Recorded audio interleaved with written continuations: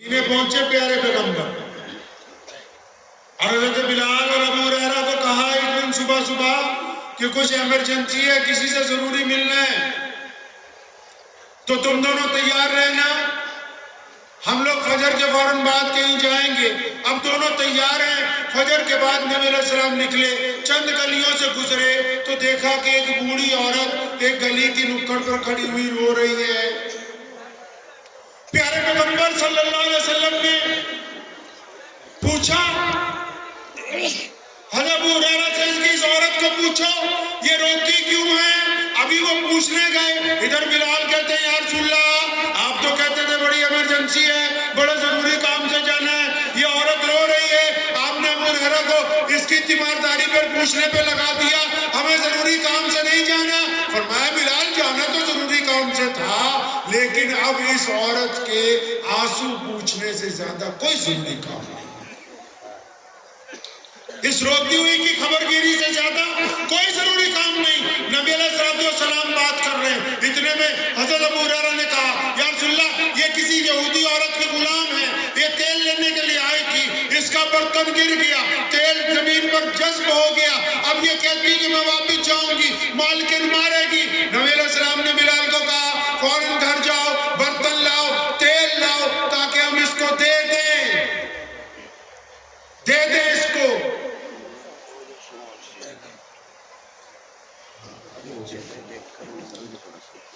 تو فرمایا اس کو تیل دے دیں۔ اب یہاں پر ایک مسئلہ سمجھ لو، ہم فتووں والے مولوی تو نہیں ہیں، لیکن یہ بہت ضروری مسئلہ آج سمجھ لیجئے آپ لوگ، کیونکہ یہ بیماری پائی جاتی ہے بھارت کے مسلمانوں میں۔ اگر رسول اللہ چاہتے بلال کو گھر نہیں بھیجتے، زمین کو کہتے تیل واپس دے، دیتی کہ نہیں دیتی؟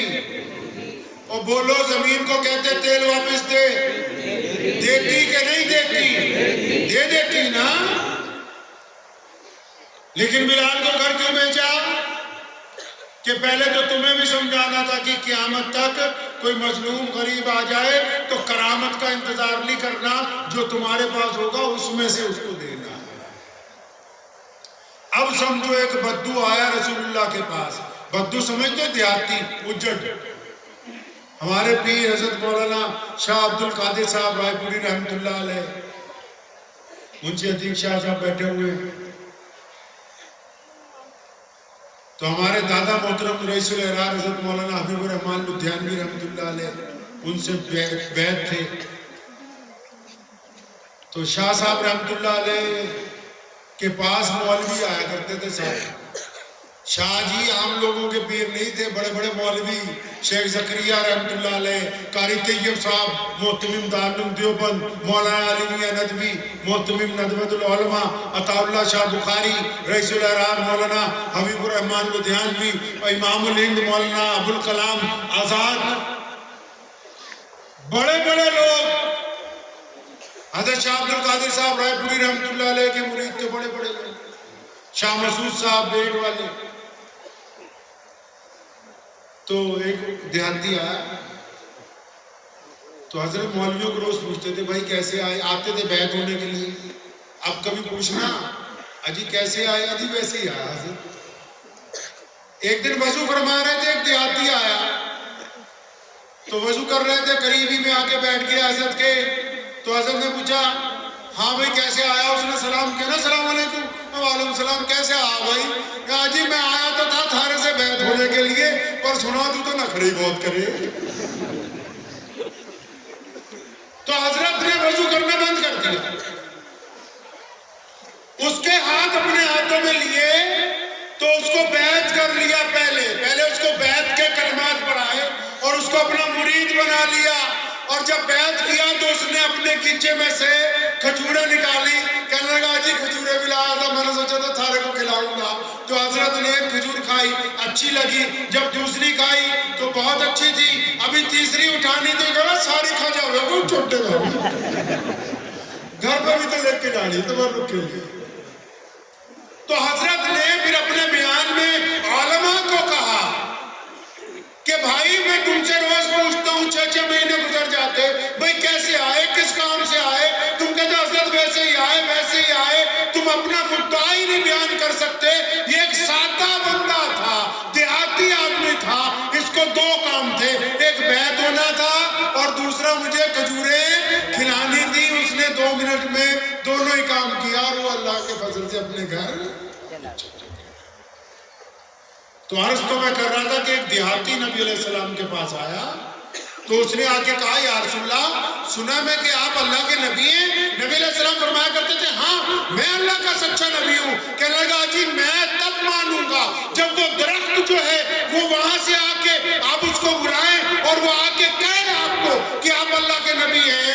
नबी करीम सल्लल्लाहु अलैहि वसल्लम ने फरमाया, अच्छा अब हम उस दरख्त को यहाँ बुलाएं, तुम जाकर क्यों नहीं कह देते उस दरख्त को कि तुम्हें रसूलुल्लाह बुला रहे हैं। उस देहाती ने जाके दरख्त को कहा, तुझे रसूलुल्लाह बुला रहे हैं। दरख्त अपनी जड़ों समेत निकला, घिसटता हुआ नबी अलैहिस्सलाम के पास आया, अल्लाह के इज़्न से रसूलुल्लाह को सलाम पेश किया, रसूलुल्लाह को सलाम पेश किया, फिर अल्लाह के हुक्म से वापस किया। मुफस्सिरीन ने लिखा है कि वापस इसलिए अल्लाह ने भेजा कि कोई ये ना कहते कि आंधी से उड़ करके आ गया था और जमीन के जिस हिस्से में से, जिन जर्रों में से जो जड़ निकली थी उन्हीं में वापस पेवस्त की गई, ताकि दुनिया को ये पता हो कि मोहम्मद रसूलुल्लाह की अल्लाह की अजमत क्या है। तो रसूलुल्लाह चाहते तो तेल वापस ले लेते, नहीं। ये किस्सा आपको इसलिए सुनाए दोनों कि नबी की अजमत क्या है ये एक नबी बता सकता है।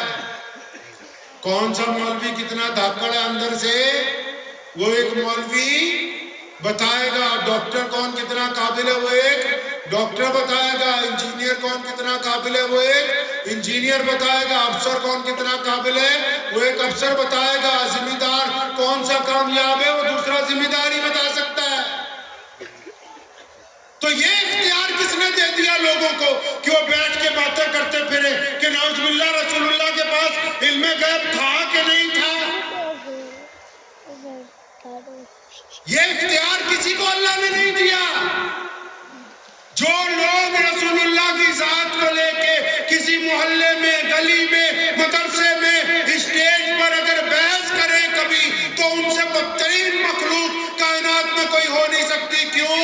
अल्लाह जानते हैं रसूलुल्लाह की अजमत क्या है, नबी की अजमत नबी जानता है, और रसूलुल्लाह के बाद कोई नबी आया नहीं, तभी तो रसूलुल्लाह की अजमत सिर्फ अल्लाह ने बयान की। कुरान में कभी रहमतुल लिल आलमीन कहा, कभी ताहा कहा, कभी यासीन कहा, कभी मुदस्सिर कहा, कभी खातिमुन नबिय्यीन कहा। अल्लाह ही जानते हैं। बंदों को ये इख्तियार नहीं दिया गया कि वो नबी की जात को बहस का मौजू बनाए। हर काम अपनी औकात के हिसाब से ही, औकात के हिसाब से ही अच्छा लगता है। ये मसला इसलिए समझा रहा हूँ, आप लोगों को रवाज है यहाँ कि छोटे छोटे मसलों पे बहस करनी। रसूलुल्लाह की अजमत इतनी बुलंद है कि अगर उनकी शान को लेकर कोई तराजू लेके बैठ जाए तो तराजू उठाने वाला इस्लाम से खारिज है, वो उसको कोई इख्तियार नहीं किसी को। मेरे नबी की जात शुरू से लेकर जब कायनात बनी नहीं की और इंतहा तक जब तक कायनात वजूद में है, उनकी जात सबसे आला है, सबसे अरफा है। उस जात को लेकर बहस हो ही नहीं सकती। पता है तुम्हें, सारे शायरों ने शेर लिखे थे, किसी को शेर पूरा नहीं पहुंचा। तो एक शायर है शेख सादी, उसने भी जोर लगाया, बात नहीं बनी, बात नहीं बनी, जोर लगा के भी फिर तंग आके सोचते रहे, आखिर फिर एक शेर ऐसा लिखा, दिल को भी तसल्ली होगी। क्या लिखा?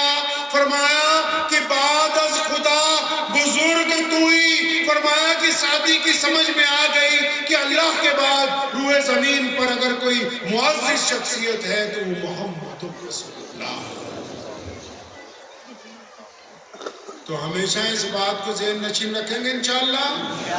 हमारे इमाम अबू हनीफा रहमतुल्लाह अलैह से लेकर शाह वलीउल्लाह मुहद्दिस देलवी तक किसी मौलवी ने कभी रसूलुल्लाह की शान को वजह निज़ा नहीं बनाया।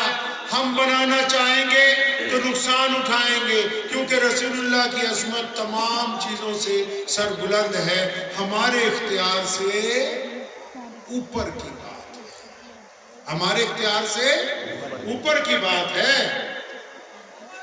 مان لیا کہ علم غیب اللہ کی ذات کے پاس ہے، لیکن رسول اللہ کون ہے جی؟